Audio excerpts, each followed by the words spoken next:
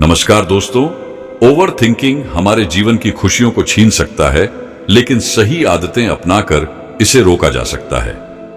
ज्यादा सोचने के बजाय अपने विचारों को सही दिशा में लगाएं और जिंदगी को हल्के में लेना सीखें। याद रखें, हर समस्या का हल है, बस उसे जरूरत से ज्यादा मत सोचो। आइए हम आपको एक गौतम बुद्ध की कहानी से बताता हूं। गर्मियों का मौसम था। जंगल के रास्ते पर धूप तेज थी, लेकिन आसपास के ऊंचे वृक्षों की छांव में ठंडी हवा बह रही थी। पक्षियों की चहचहाहट वातावरण को मधुर बना रही थी। हरे भरे पेड़ों के बीच से एक समूह धीरे धीरे आगे बढ़ रहा था। यह कोई आम यात्री नहीं थे, बल्कि स्वयं भगवान गौतम बुद्ध अपने शिष्यों के साथ यात्रा कर रहे थे। उनके साथ उनके प्रिय शिष्य आनंद भी था। आनंद बुद्ध का अत्यंत श्रद्धालु शिष्य था, लेकिन उसकी एक समस्या थी।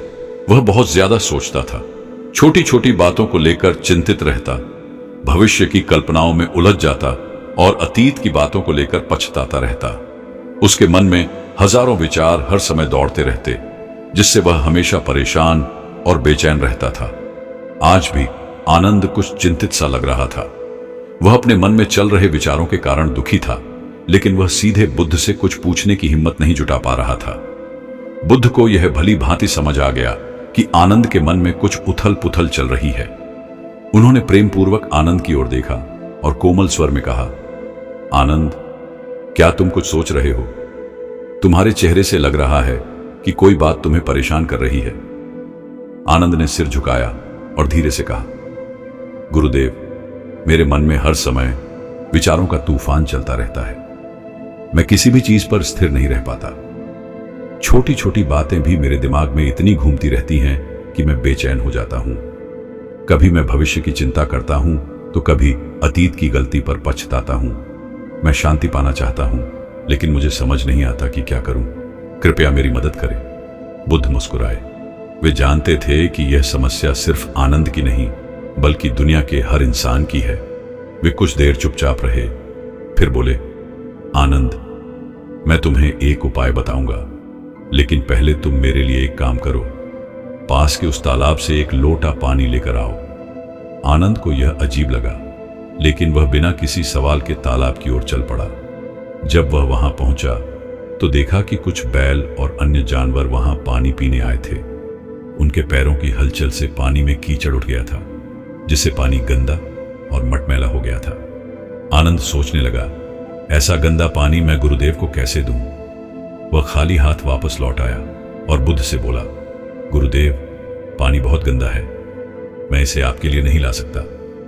बुद्ध ने शांत स्वर में कहा, कोई बात नहीं, कुछ देर इंतजार करो और फिर से जाओ। आनंद को बुद्ध की यह बात समझ नहीं आई, लेकिन वह वहीं बैठ गया। कुछ समय बाद बुद्ध ने फिर कहा, अब एक बार फिर जाओ और देखो कि पानी साफ हुआ या नहीं। आनंद वापस तालाब की ओर गया और देखा कि अब पानी काफी हद तक साफ हो गया था। कीचड़ नीचे बैठ चुका था और ऊपर का पानी एकदम स्वच्छ था। उसने खुशी खुशी एक लोटा पानी भरा और बुद्ध के पास ले आया। बुद्ध ने पानी लेकर उसे देखा और फिर आनंद से पूछा, अब बताओ, तुमने इस पानी को साफ करने के लिए क्या किया? आनंद सोच में पड़ गया, फिर बोला, मैंने कुछ नहीं किया गुरुदेव, मैंने बस इंतजार किया और समय के साथ पानी अपने आप साफ हो गया।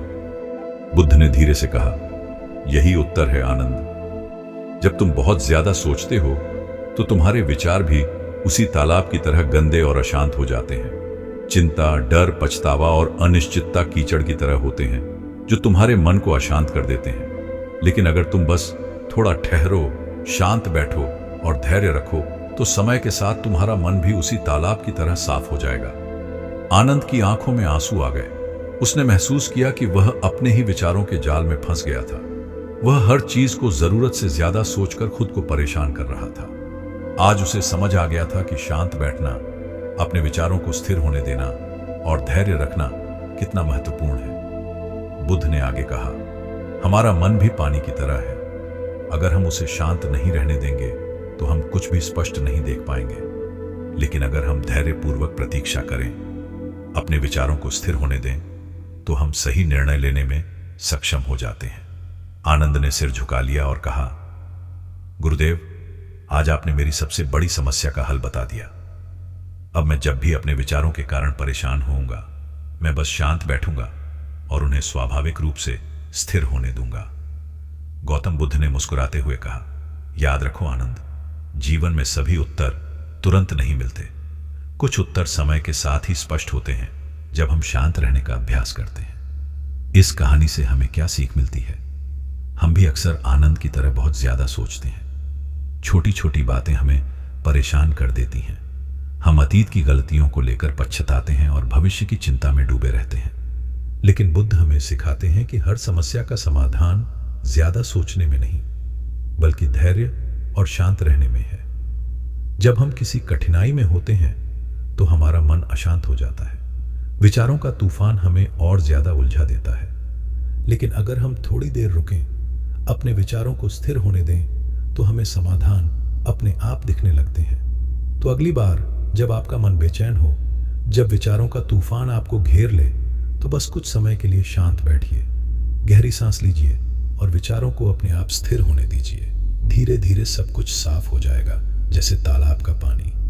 याद रखिए, ज्यादा सोचने से समाधान नहीं मिलता, बल्कि समस्या और उलझती जाती है। समाधान तब आता है जब हम अपने मन को शांत करते हैं और धैर्य रखते हैं। शांति से सोचिए, धैर्य रखिए और जीवन को सहजता से स्वीकार कीजिए।